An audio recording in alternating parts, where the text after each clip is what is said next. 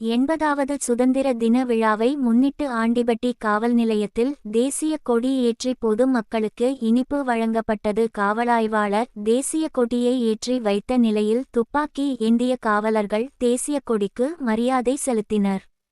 தேனி மாவட்டம் ஆண்டிபட்டி காவல் நிலையத்தில் பொதுமக்களுடன் காவல்துறையினர் இணைந்து சுதந்திர தின விழா கொண்டாடப்பட்டது. ஆண்டிபட்டி காவல் ஆய்வாளர் கோபாலகிருஷ்ணன் தேசிய கொடியை ஏற்றி வைத்த நிலையில் துப்பாக்கி ஏந்திய காவலர்கள் உள்ளிட்ட அனைவரும் தேசிய கொடிக்கு மரியாதை செலுத்தினர். இதையடுத்து விழாவில் வந்திருந்த பொதுமக்களுக்கு இனிப்பு வழங்கிய காவலர்கள் காவலர்களுக்குள் ஒருவருக்கொருவர் இனிப்பை பரிமாறிக் கொண்டனர்.